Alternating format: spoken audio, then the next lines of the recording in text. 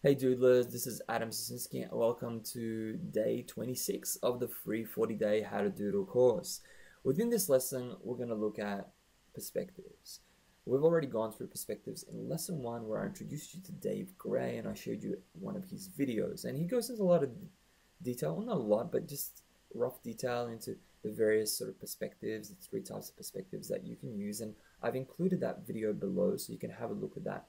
Again, I guess specifically for this lesson, I want to look at one of the perspectives that artists typically use, where you have a vanishing point. Let's just do that one a little bit straighter.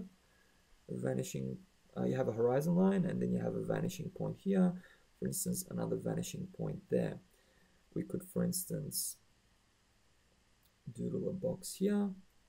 We could doodle a box here above. And we could, for instance, doodle a line there to begin with, and I'll explain what we do from that perspective from then on. Now, when it comes to this sort of typical perspective, I mean, you're probably not going to use it a great deal in your doodles. You could, but you know, what's the point? I mean, it's all about simplifying things as much as possible, but I think it's important to just understand the sort of principles that are involved. Now, we have obviously, this is the horizon line. This is a vanishing point, and another vanishing point. So let's start. Okay, let's just get an understanding here. Anything below the horizon line, we're looking at it from above. Anything above the horizon line, we're looking at the object from below. Anything along the horizon line, we are looking at it face on, front on. So this object is right on the horizon line. Now what we want to do is we want to basically doodle or draw a line. We're going to show a box here, for instance, kind of going all the way towards the vanishing point there. And same thing applies on the other side.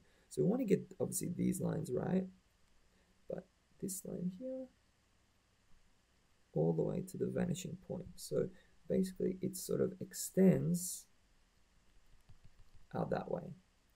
And same thing applies on the other side. So I'll do this a little bit faster. So if we go through there, like that, roughly that's sort of the vanishing point. Extend that line, and then we can of course delete these lines here to give us a nice 3-dimensional shape. So that's that. So that's our front-on shape, and as you can see, you're just using the vanishing points to show you where to sort of position the lines within your doodles. If we go below, now let's look at one below. So again, we're going to doodle a line towards the vanishing point, Again, you extend this one. It goes vanishing point. So we're just using this vanishing point in this instance and not both, because it's not on the horizon line like that shape there. And that's it for that shape. So that's quite easy. This one's a little bit trickier because it's on an angle. So again, we'll use that towards the vanishing point. This line is going to be tricky as like that. Okay, then this line and this line will be at the same angle, and that line will be coming down same angle as this line here.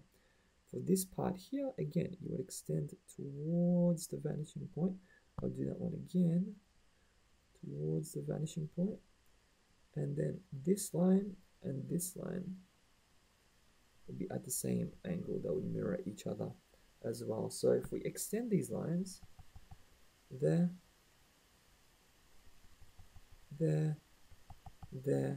and there you have the shapes, and I guess that's how you use it.